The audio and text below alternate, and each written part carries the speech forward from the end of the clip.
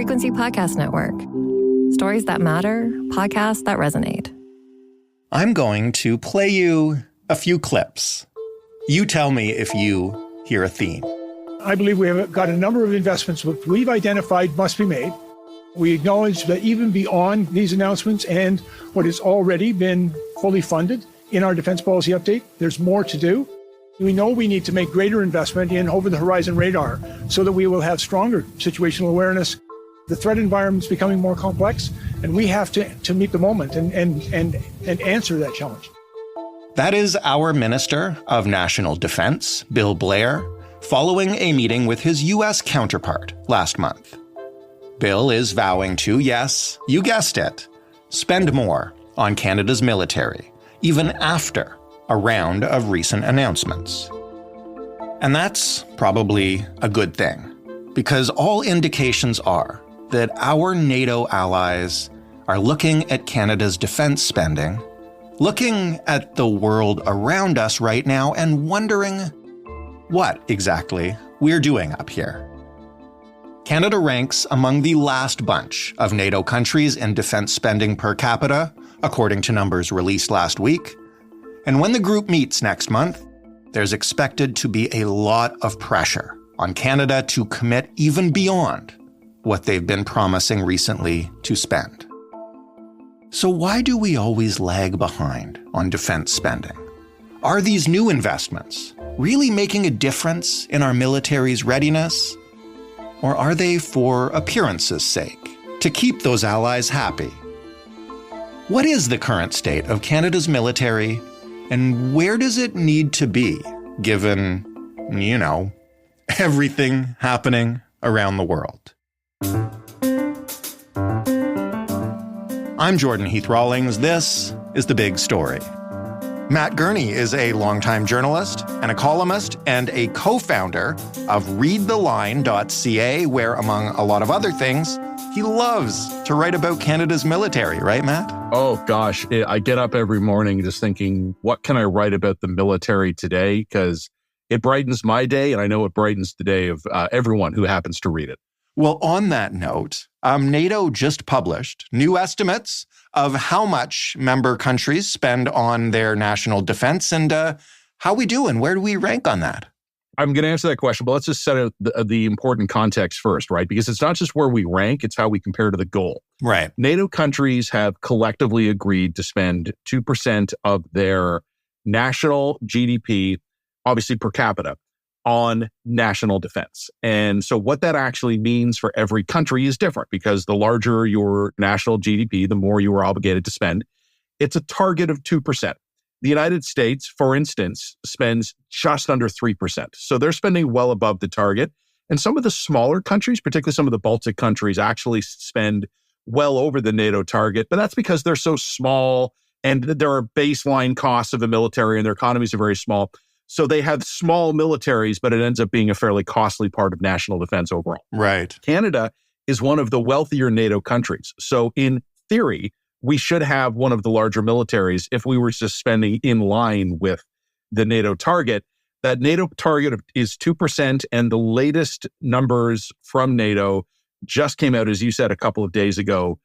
By NATO's calculations, we are at 1.37%. So in dollar terms, that's still a significant amount of money, because Canada does have a large economy.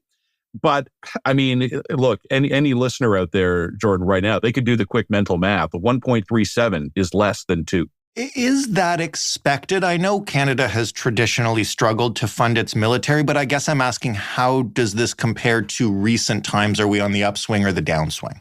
Oh gosh, that's a loaded question. We're gonna make everybody angry with this one, because it depends on how you want to look at it. So the first thing you asked is it expected? Yeah, and it's expected for two reasons. First of all, Canadian budgeting has telegraphed for this year and upcoming years what we expect defense spending to be. So there were no surprises in these numbers. The final numbers are always under adjustment, right? Because currencies go up and down, or national GDP figures are revised, things like that. But the general trend was obvious that we were going to come in at around where we came in. Okay. But you also asked the question of, where are we going on this? And the answer is, if you ask the government, that we are going up. There have been a series of defense procurement announcements over the last few months, and those I take credibly. So we have agreed to go spend money to buy things, and that money will be spent, and that will drive up our spending on defense. Right. But the government has also said that there will be further procurements in the future, and that there will also be overall increases in kind of baseline defense spending, again, over the future. And then it is budgeting out the fact that our defense spending, again, per capita, will be heading towards that 2% NATO target. I have to insert into this, it's not that I distrust the federal math. If we buy all the things they say we're going to buy, and it's on time, and it's within the budgeted time frame, and if we raise spending the way we've said we're going to do, I have general faith in the government's math. Again, subject to currency fluctuations, things like that. But generally speaking, defense spending will be going up.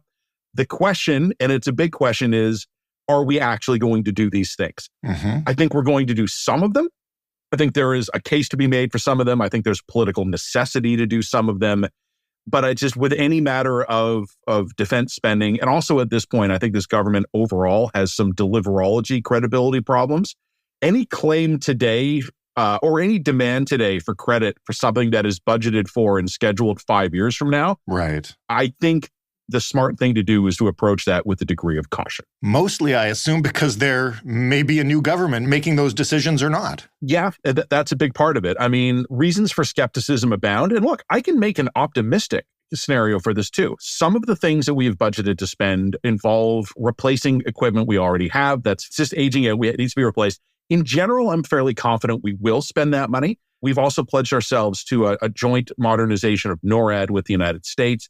I think for political reasons, it would be suicidal for this government or any government to not follow through on that. So those are the bucks I think we actually will spend. But then where the uncertainty comes in, it's kind of twofold. First of all, will any possible future successor government adhere to this government's defense plans? I don't know. And frankly, at this point, again, given this government's own track record, will this government even adhere to this government's defense plans? I don't know. So far, we've been talking about just defense spending. How much do we spend on it? That's a really broad term, and I have to admit, I actually don't understand what qualifies as defense spending towards that 2% target. Is it just military equipment and soldiers and ammunition? Are there other things in play here? That's a great question, and there is some variability about this across the alliance. Certain countries include other things in the envelope that other countries don't. Like some countries, for instance, have said that the money they spend on veterans affairs ought to be considered part of their defense spending. I don't buy that. Like, unless we're planning on taking our fantastic veterans, loading them into a catapult and hurling them at the enemy, I don't think that we should be doing that. But whatever. Like, if some of the European countries want to try to include that stuff, that's their business. In general terms, you basically have it. Defense spending is what we spend on the personnel of the armed forces, on the equipment of the armed forces, the operational budgets that allow those people to do things with that equipment, plus all the kind of supportive bureaucracy at national defense that allows these things to happen, right? So all of your civilian staff there that have to back up the military, right? Because every soldier in the field requires a whole support network back on the home front. All of that stuff generally gets put into it. Plus, there are other things that we can count as defense spending, but I'm not sure we always do. If we're spending money on a peacekeeping mission or a troop training mission in some other country, military support like munitions we've been donating to Ukraine, things like that. Right. I honestly don't know if we count that kind of stuff. But in general terms, you can view Canadian defense spending somewhere in the mid $20 billion a year range. One of the problems we also run into in Canada is because of bureaucratic inefficiency, we don't always spend all the money we budget. So one of the problems we might have is that, like, in the defense budget, it might be, I don't know, just a round number here. It's like $1 billion this year for the X munitions program. But then the bureaucrats, the procurement part of the government, can't get that program done. So they delay the program spend to another year. So a budgeted $1 billion doesn't actually get spent. Now, that money goes back to the Treasury and it can be spent the next year. But one of the problems we had, and Anita Anand, who was the defense minister and now is president of the Treasury Board, was actually talking about it just this week. credit to her. I think she understands the urgency of getting Canadian defense spending up. But I also think she's not wrong that a problem we have is that we could pledge $100 billion to defense spending next year. I'm not sure we have the bureaucratic capability to spend that money on anything. How does the government defend not only not being at 2% right now, but I mean, we've been talking about this in Canada for a long time. Like, we don't generally ever hit the 2% mark. And why do they say we don't do that? You know, in a weird way, they don't defend it. They just sort of acknowledge it. It just happens. Well, yeah. You know, like every once in a while, you do hear some defenses along the lines of, yeah, it's not just the spending, it's the capabilities we offer. Canada can do some things because we have certain technical or personnel expertise that other countries don't. We have a deployable or had a deployable Navy that is capable of doing some things that smaller NATO countries can't. Generally speaking, we have a very well-trained officer corps, so we can lead multinational battle groups or task forces. We are running one of the NATO battle groups in Eastern Europe. It is stretching the army to the breaking point to do it, but there are specific things we can point to as say, okay, so we're not hitting the agreed upon target, but look at these things that we're doing. So occasionally, that is how we've tried to defend it. In recent years, I think more of what we've been doing is acknowledging that more must be done. We're good at doing that. Oh, we're great at that. Like if we could hit 2% of GDP of acknowledging the blindingly obvious, we would be doing great. But look, Anita Anand had always been clear in her public comments that Canada understands, particularly since the renewed Russian invasion of Ukraine over 2 years ago, that more needed to be done. Bill Blair, I actually had mentioned this in a column. He was at a defense conference event a couple of months ago, and I had to laugh because based on the speech Minister Blair gave, someone had obviously put in his briefing docket before the speech was written in big, bold letters, acknowledge that more must be done. Right. Because like every other sentence out of the minister's mouth was, hey, it's great to be here today. Great to see so many familiar faces. And Canada knows that more must be done. And I would like to acknowledge that we're speaking today on the ancestral homelands of many Indigenous groups, and Canada knows that more must be done on defense. And hey, great to see my good friend Mark over there. And Canada, look, it was ridiculous. Like almost every other sentence was that. And I just took that as, okay, that is not aimed at nerds like you and I. It's not aimed at those incredible, wonderful people who call themselves your listeners. That was aimed at people overseas. That was 100% signaling from Ottawa to our annoyed allies that, well, Canada knows that more must be done. Canada, let me phrase that, make it grammatical. Canada knows that more needs to be done. There, stuck the landing. There is a NATO summit coming up in July. What is the risk politically for Canada not spending to that 2%? Oh, gosh. I mean, that's a wide open question. How dark and dystopian do you want to get? So every once in a while you hear musings of Canada should be kicked out of NATO, right? But no, there actually is no mechanism in NATO to kick countries out. And if there were, we wouldn't be top of the list. It would probably be Hungary or Turkey that gets kicked out first because those are the troublesome, annoying allies in the alliance. There is no mechanism to kick Canada out for underspending. But what can happen, sort of in a medium bad case scenario, is I think what's already happening, where we see that allies, great example would be the Pacific Alliance we saw forming up between the United States, Australia, and the United Kingdom, where I have on good authority from sources in the Canadian government that not only were we not invited, we weren't even told it was happening until it was publicly announced. I see. Now, people can make the point that it was mostly focused on nuclear submarines. There's no role for Canada in that alliance. There's truth to that, but there's also a very obvious and clear counter argument was there are other things that we could have contributed. There are other things we could have been asked to do, and our closest allies didn't even see a reason to tell us that it was happening. So that's a problem. And then there are darker scenarios that, again, I know this idea is floating. I don't know how much it's been discussed openly, but this is a conversation I've had with senior government officials and also people sort of more in the think tank or academic world. If Mr. Trump is reelected in the United States in the fall, hypothetically speaking, one of the things he might do is basically wake up one morning and go, I am imposing a 10% trade tariff on any country that is not meeting the 2% NATO target, or something like that.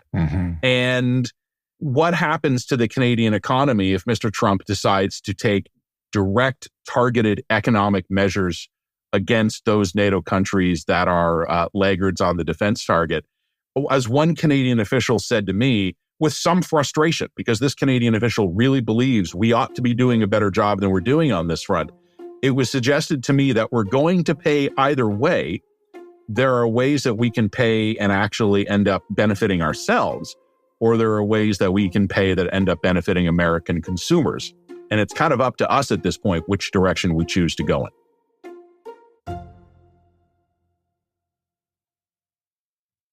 When we look at those other NATO countries, I guess specifically those in Europe and around there, are they ramping up their spending because of the geopolitical situation in Europe, but also, I guess, around the world? Like, you mentioned we've continually said we must do more, we will do more, et cetera. What are other countries doing generally right now? There is obviously variation within the alliance. Not everyone is doing the same thing. Certain countries, I would say, are in a relatively similar position to Canada, where I think there is sort of like intellectual understanding that we need to be doing better or more, but that doesn't always translate yet into action. And I think there are some of the other allied countries would be in generally that same boat. Mm-hmm. Other allied countries, though, 100% are arming up as quickly as they can. The United States is working on retooling its wartime economy. Some of the European allies are as well. The Baltic countries in particular, kind of the closer you are to the Russian border, the more serious you are likely to be taking this. And there are also some NATO countries that have actually always kind of kept a fairly powerful military. The French are occasionally troublesome in terms of being willing to use their armed forces, but France has generally prioritized maintaining a fairly effective and independent national defense. Again, I've mentioned the Baltic countries. They have small but effective militaries relative to their size. The newest NATO members, Finland and Sweden, getting them into the alliance was a huge win for the alliance because those are two countries that, though relatively small, have always taken defense seriously. So one of the issues all of us are running into, that includes Canada very much, and I could give tangible examples of this, but it also includes the United States, is that we kind of took a 30-year break from history. And we thought after the end of the Cold War that history was over, that large conventional military forces were no longer necessary. What you needed instead were light, rapidly deployable military forces that could go in for like a humanitarian mission or a peacekeeping mission, fight the Taliban or fight Iraqi insurgents or something like that. We got rid of a lot of those larger, heavier military formations, things like tank units and artillery and attack helicopters. All the stuff Ukraine needs now. Yeah, exactly. Or that we, in theory, God forbid, might need if the situation in Europe were to escalate. We got rid of a lot of that stuff. And as we got rid of it, the economic case to have industries capable of building that stuff and supporting it went away. So over decades, there were whole industrial lines across the alliance that used to build missiles or artillery shells or tank guns or anything. And they just shut down and they don't exist anymore. So let me give you a small Canadian example. Again, this is me citing a Canadian official. Canada does have the ability to manufacture not all, but much of the ammunition that our soldiers would use in battle. But over the last few decades, we have basically been manufacturing enough ammunition to support, training exercises. Like we're going out to the range today and we're going to practice with our rifles or with our artillery tubes. Mm-hmm. And then on top of that, like a little bit of a margin to respond to an unexpected event. It's like, oops, okay, there's an emergency somewhere. We need to send 200 peacekeepers to join some NATO force and they need to bring ammunition with them. We could meet that kind of requirement with domestic production. But what we're seeing in Ukraine is that the Ukrainians are expending like an astonishing amount of ammunition to hold back the Russians because the Russians outnumber them. How do you compensate for that? Well, you try to compensate from it with superior firepower.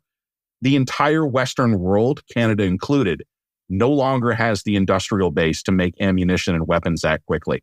We are starting to fix that, but it's going to be a multi-year project because I spoke to one guy who actually is in the munitions industry. And I said to him, are you getting contracts to do this kind of work? He said, oh, for sure. He goes, there's definitely demand from Canadian sources and also allied sources for all of the fancy things that we can make. But before I can make any of those things, I have to have the machines that make the stuff made for me. And there's no real domestic manufacturing capacity to make the tools to make the munitions or to make the machines to make the munitions. We can fix all these problems. Like, this is just a matter of spending, time and money and getting the stuff manufactured. But it's a 2 to 3 year window to do that. And Canada started really late. Some of the other allies moved much faster than we did. We've talked a ton about procuring new equipment and making repairs and making sure that everything is in good working order. If we really wanted to beef up our military, what is the state of recruitment? Do we even have the troops that we would theoretically outfit with all this new equipment? Oh, that's a great question. Short answer, no. Okay. So right now, you can always quibble with the numbers, and the numbers are always a moving target. They're a rearward-looking indicator, right? So, I don't know how many people are in the military right now, but I've looked at the numbers for last year, which is what they were published. In recent years, the Canadian Armed Forces have had a real problem, and it's been a problem on two ends. Exits from the military have been increasing, and recruitment has been slowing down. Some of this undoubtedly is due to two things that are well understood, and we won't go after them at length. The pandemic screwed up lives all over the place, and it made doing everything harder. So that's understood. Also, one of the issues, of course, is that it's a really hot Canadian economy out there. We are having labor shortages across a lot of the economy. People with military training often have very specialized skills that command top dollar in the private sector. So there's been a lot of inducements to leave military life, or maybe to never join it in the first place. And a widely recognized problem, and this is something the military has acknowledged and has spoken about very openly, is that the recruitment process in the Canadian Armed Forces has typically been an absolute disaster, where it takes over a year to process even a perfectly qualified applicant with no red flags, getting them from showing up at a recruiting office and saying, I want to enlist, to getting them inducted into the armed forces. It takes way, way, way too long. And I mentioned a hot economy already, right? People move on. They don't sit around waiting for the military to get back to them. They get a job. They actually go and plant down roots somewhere. Sure. There is some good news on this front. My understanding, and I had interviewed the chief of the defense staff, General Wayne Eyre, just a few months ago. He actually had some great news on that front, which was that lots of hard work by the armed forces as like a bureaucratic exercise has started to reverse that process. So in recent years, we've been bleeding personnel. Last year, we seem to have hit a bottom and have started to come up a bit, which is great. That is genuinely fantastic news. But we now need to sustain that and build on that and sustain that for years or probably decades. First of all, just to get the military back to where it nominally should be, and then also to staff it up to the level where the equipment we've been purchasing would kind of require it to be. And also the fact that, as I'm sure you've noticed, we've talked about this before on this very podcast, the world geopolitically right now is a dumpster fire, and it seems to be getting worse, not better. So we're probably going to need a bigger military just to respond to events outside of our borders. And something you and I have also talked about on this very podcast before, the military is almost busier than ever responding to domestic emergencies. Right. Wildfires, floods, things like that. So you've got a very small military force that needs to do training exercises in the art of war, how to kill people and break stuff overseas. And we keep disrupting those training exercises and grabbing all those people and saying, actually, you're going to go fill sandbags and throw them in front of an overflowing river for the next few months. This has been the process that we've been having for years now. So we need a bigger military just to begin balancing our domestic and our foreign commitments, or we're going to have to start making some decisions about what we're no longer going to use the military to do. That kind of brings me to the last thing that I want to get at, which is as we hopefully, according at least to the government, increase our defense spending over the next few years, are we doing it to bring back that capacity that you just mentioned, to do the big things and really solidify what we're creating here in terms of our military? Or are we finding ways to spend this money in ways that will please our allies and other NATO member countries, and sort of doing it to keep up appearances and, again, as you mentioned, potentially avoid the wrath of Mr. Trump? you asked me, is it one or the other? And my answer is yes. Like, I think it's both of those things, right? And I'm going to leave it up to you and the listeners to decide if they're a glass half full or a glass half empty kind of person, or having a glass half full or glass half empty kind of day. There are things Canada has said it is going to do, and I would even go so far as to say there are some things we've started to do that are good, that are necessary, that are overdue, and that are important. And to the extent the government is doing these necessary and important and overdue things, I give them credit. The issue that I have is that I'm not sure we have, as a country, a vision of what we want our armed forces to be and what we want them to do. So I think right now we're under enormous pressure to spend more money. And the good news for us is that there are things, relatively uncontroversial things, that we can spend the money on. So for this year and the next, and probably out for the next 3, 4, maybe even 5 years, we can spend money on stuff that will goose our numbers. It'll get our numbers up in terms of hitting that NATO target. And it will also sort of uncontroversially restore capabilities that we already have. One of the things that I don't think is well understood is that you could spend tens of billions of dollars, like many tens of billions of dollars, on the Canadian military right now without adding a new capability. What you would do is actually give real world effect to capabilities that effectively right now only exist on paper. So the Canadian military, in theory, has the ability to do certain things that it probably couldn't in practice, at least not for very long. And you could sink billions of bucks into just getting those theoretical capabilities turned into real capabilities. One of the things you could do, if you really wanted to give just a short-term shot in the arm to the Canadian defense spending, you could sink billions of bucks into bringing existing military infrastructure into a state of good repair. The Department of National Defense owns a ton of property. Some of it would be sort of clerical space, right? Just like offices and whatnot. But some of it would be military housing on bases. It would be military training facilities or aircraft hangars or radar sites, things like that. Much of this stuff needs either replacement or refurbishment. That's billions of bucks that, again, we can spend in the short term. It will give our numbers a shot in the arm, and it's uncontroversial. But sooner or later, we're still going to have to decide, what kind of a military do we need? What kind of a military do we want? What are the things we're willing to not be good at to make a decision that that's not a capability we're going to have? We're going to rely on allies for that. What are things that we identify as core, essential things that we feel for our own security we have to be able to do for ourselves? And what are things that maybe we don't have to do them, but we see advantage in being able to do them? It would give us a chip to play at the allied bargaining table, to be crass about this, for lack of a better term. We have not had that conversation yet. So if you want to spend 50, even 100 billion bucks over the next 5 years on the armed forces, I'm not sure we do, and I'm not sure we will, but if you wanted to, you could. And what you would end up with at the end of that spending, assuming all went well, is basically a fully revitalized version of the military we in theory already have. But then you're going to need to ask yourself, is this the right military? Can it do the right things? Are there things we should be able to do that we currently can't? Should it be bigger? Should it be smaller? Do we want the ability to deploy troops abroad? Are we more worried about domestic emergency response? Right now, we're kind of just lurching from either crisis to crisis, or frankly, from political problem to political problem.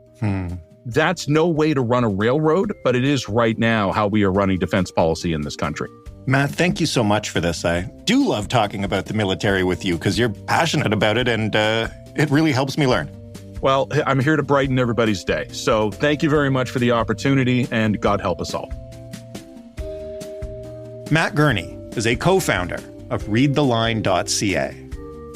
That was The Big Story. For more, you can head to thebigstorypodcast.ca. If you type Matt's name into the search bar, you will find those other episodes he referenced. He's not lying. He's been talking about this stuff a long time. If you want to offer feedback to us, or even to Matt, we'll pass it along. You can write to hello@thebigstorypodcast.ca, or you can call and leave a voicemail. The number is 416-935-5935. The Big Story is available in every single podcast player. If your podcast player allows you to rate or review or recommend this show, we recommend that you do that. Thanks for listening. I'm Jordan Heath Rawlings. We'll talk tomorrow.